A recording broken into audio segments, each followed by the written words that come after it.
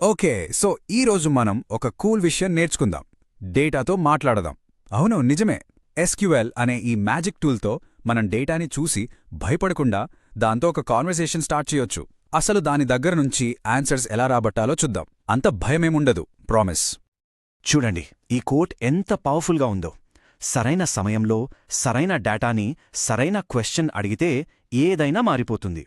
అంటే everything can change. అసలు ఈ కోట్ చెప్తుందేంటంటే డేటాలో ఎంత పవర్ ఉందో, మరి ఆ పవర్ని అన్లాక్ చేసే కీ అదే సీక్వెల్. రైట్. సో మన జర్నీ ఎలా ఉండబోతుందో ఒకసారి చూద్దాం.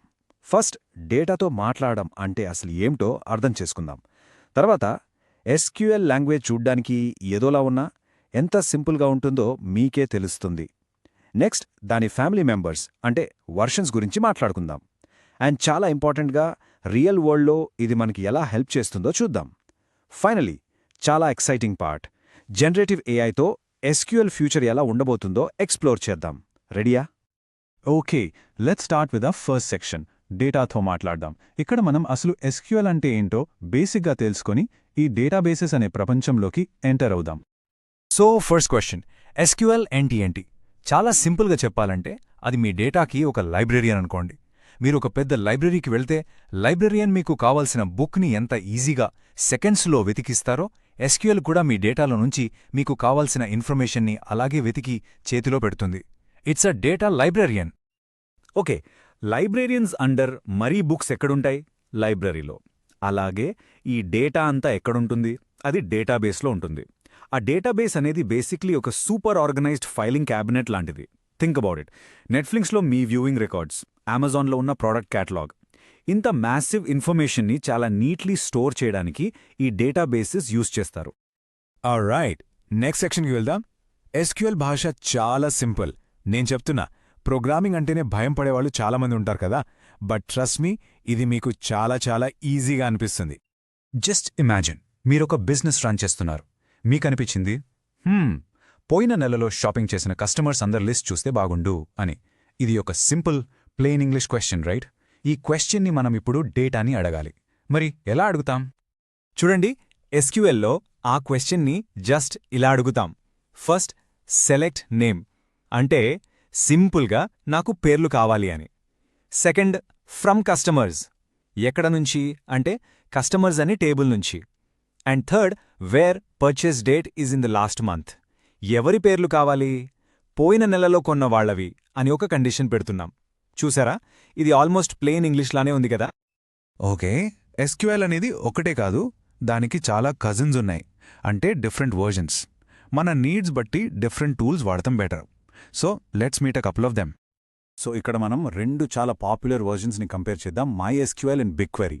MySQL అనేది చిన్న చిన్న షాప్స్, వెబ్సైట్స్కి యూజ్ చేస్తారనుకోండి, ఒక బైస్కిల్ లాగా నీబర్హుడ్లో తిరగడానికి పర్ఫెక్ట్.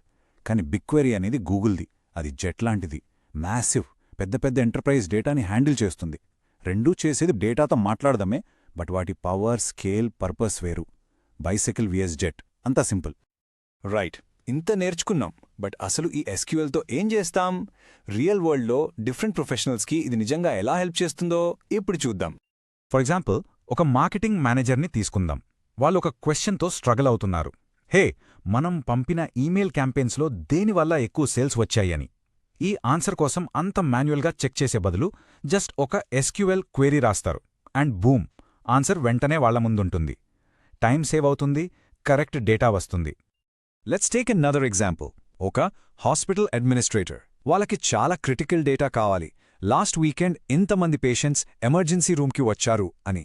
ఈ నంబర్ తెలిస్తే ఫ్యూచర్లో స్టాఫ్ని ప్లాన్ చేయొచ్చు. ఒక ఎస్క్యూఎల్ క్వెరీతో ఆ నంబర్ సెకండ్స్లో వస్తుంది. చూసారా, డేటాతో స్టాఫ్ ప్లానింగ్ని ఎంత బెటర్గా చేయొచ్చు. ఇది కేవలం బిజినెస్కే కాదు, టీచర్స్కి కూడా చాలా యూజ్ అవుతుంది.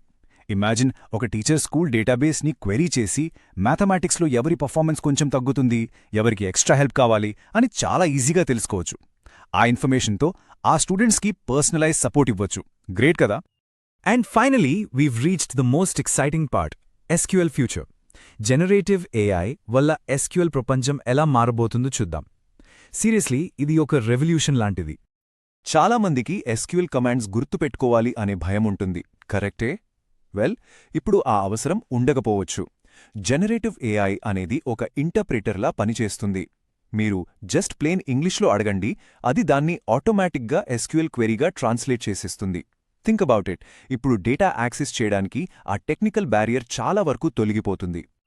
అండ్ ఏఐ కేవలం ట్రాన్స్లేట్ చేయడమే కాదు, it's becoming your data partner.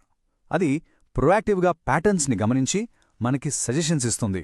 For example, అది వచ్చి, హే, నేను గమనించాను, ప్రతి 3వ వారం సేల్స్ డ్రాప్ అవుతున్నాయి, ఎందుకో ఇన్వెస్టిగేట్ చేయమంటారా అని అడుగుతుంది. How cool is that? So basically ఈ ఏఐ అసిస్టెంట్స్తో మనకి కొన్ని సూపర్ పవర్స్ వచ్చేసినట్టే. ఫస్ట్, మనం మిస్ అయ్యే ప్యాటర్న్స్ని అది స్పాట్ చేస్తుంది. సెకండ్, అది ఒక సేఫ్టీ గార్డ్లా పనిచేస్తుంది. మనం క్వెరీ రన్ చేసే ముందు చెక్ చేసి, వెయిట్, మీరు రికార్డ్స్ని డిలీట్ చేస్తున్నారా, జస్ట్ వ్యూ చేయాలి అనుకున్నారా లాంటి సేఫ్టీ అలర్ట్స్ ఇస్తుంది. సో చాలా మిస్టేక్స్ని ప్రివెంట్ చేస్తుంది. అల్టిమేట్లీ ఫైనల్ డిసిజన్ మనదే, కానీ ఆ డిసిజన్ తీసుకోవడానికి ఏఐ మనకి చాలా స్ట్రాంగ్ ఎవిడెన్స్ ప్రొవైడ్ చేస్తుంది. చూడండి, ఈ రోజుల్లో మన చుట్టూ ఉన్న ప్రపంచమంతా డేటానే. ఒక పెద్ద డేటా సముద్రం లాంటిది.